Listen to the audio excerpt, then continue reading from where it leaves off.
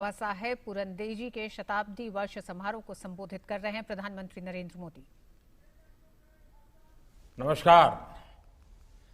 इस कार्यक्रम में हमें आशीर्वाद दे रहे आदरणीय बाबा साहब पुरंदरे जी,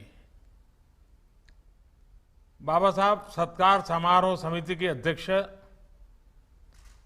सुमित्रा ताई जी और शिवशाही में आस्था रखने वाले बाबा साहब के सभी अनुयायी साथीगण, शिवशाहीर बाबा साहेब पुरंदरे यांना मी सुरुवातीच साष्टांग नमस्कार करतो व छत्रपती शिवाजी महाराजांनी जे आदर्श उभे केले आहेत, जी शिकवण दिली आहे, तिचे आचरण करण्याची शक्ती परमेश्वराने मला द्यावी अशी प्रार्थना मी देवाकडे करतो।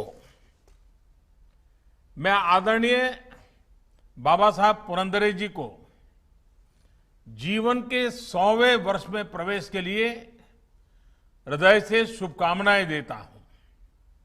उनका मार्गदर्शन, उनका आशीर्वाद जैसे अभी तक हम सबको मिलता रहा है, वैसे ही आगे भी लंबे समय तक मिलता रहे, ये मेरी मंगल कामना है।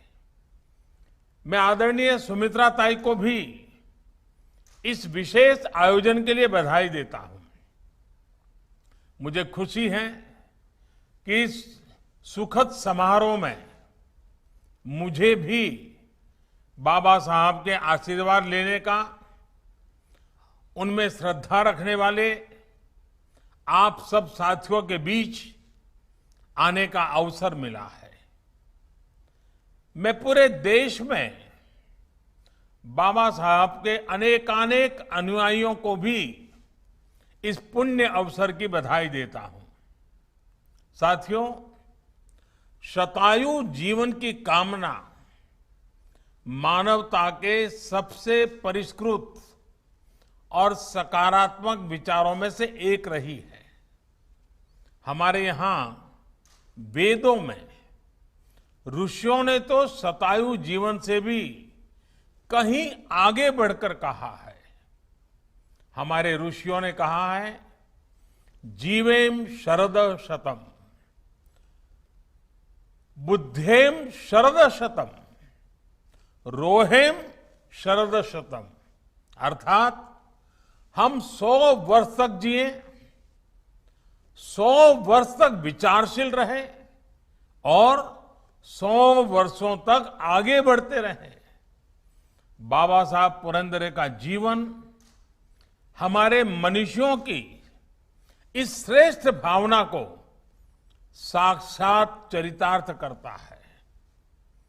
अपनी तपस्या से जब कोई जीवन में ऐसे योग सिद्ध करता है, तो कई संयोग भी स्वयं सिद्ध होने लगते हैं। ये सुखद संयोग ही है कि जब बाबा साहब जीवन के 100वें वर्ष में प्रवेश कर रहे हैं, तब साथ में ही हमारा देश भी आजादी के 75वें वर्ष में प्रवेश कर रहा है। मुझे लगता है कि बाबा साहब स्वयं भी अनुभव कर रहे होंगे कि ये संयोग उनके लिए, उनकी तपस्या से प्रसन्न मां भारती का प्रत्यक्ष आशीर्वाद ही है। भाइयों और बहनों, एक और संयोग है जो हमें आजादी के 75वें साल के लिए प्रेरणा देता है। आप सब इस बात से परिचित हैं कि आजादी के अमृत महोत्सव में देश ने स्वाधीनता सेनानियों के अमर आत्माओं के इतिहास लेखन का अभियान शुरू किया है। बाबा साहब पुरंदरे यही पुण्य कार्य दशकों से करते आ रहे हैं। अपना पूरा जीवन इसी एक मिशन के लिए उन्होंने खपा दिया है। उन्होंने शिवाजी महाराज के जीवन को, उनके इतिहास को जन जन तक पहुंचाने में जो योगदान दिया है उसके लिए हम सभी उनके हमेशा ऋणी रहेंगे। मुझे खुशी है कि हमें उनके इस योगदान के बदले देश को उनके प्रति कृतज्ञता ज्ञापित करने का सौभाग्य मिला है। 2019 में देश ने उन्हें पद्म विभूषण से सम्मानित किया, तो वहीं 2015 में तत्कालीन महाराष्ट्र सरकार ने उन्हें महाराष्ट्र भूषण पुरस्कार भी दिया था। मध्य प्रदेश में भी शिवराज जी की सरकार ने छत्रपति शिवाजी के इस परम भक्त को कालिदास पुरस्कार देकर नमन किया था। साथियों, छत्रपति शिवाजी महाराज के प्रति बाबा साहब पुरंदरे जी की इतनी भक्ति यूं ही नहीं है। शिवाजी महाराज भारत के इतिहास के शिखर पुरुष तो है ही, बल्कि भारत का वर्तमान भूगोल भी उनकी अमर गाथा से प्रभावित है। ये हमारे अतीत का, हमारे वर्तमान का और हमारे भविष्य का एक बहुत बड़ा प्रश्न है कि अगर शिवाजी महाराज न होते तो क्या होता। छत्रपति शिवाजी महाराज के बिना भारत के स्वरूप की, भारत के गौरव की कल्पना भी मुश्किल है। जो भूमिका उस कालखंड में छत्रपति शिवाजी की थी, वही भूमिका उनके बाद उनकी प्रेरणाओं ने, उनकी गाथाओं ने निरंतर निभाई है। शिवाजी महाराज का हिंदवी स्वराज, सुशासन का, पिछड़ों वंचितों के प्रति न्याय का और अत्याचार के खिलाफ हुंकार का अप्रतिम उदाहरण है। वीर शिवाजी का प्रबंधन, देश की सामुद्रिक शक्ति का इस्तेमाल, नौसेना की उपयोगिता, जल प्रबंधन, ऐसे कई विषय आज भी अनुकरणीय है। और ये बाबा साहब ही हैं जिन्हें आजाद भारत की नई पीढ़ी को शिवाजी महाराज के स्वरूप से रूबरू करवाने का सबसे बड़ा श्रेय जाता है। उनके लेखों में और उनकी किताबों में शिवाजी महाराज के लिए उनकी अटूट श्रद्धा स्पष्ट झलकती है।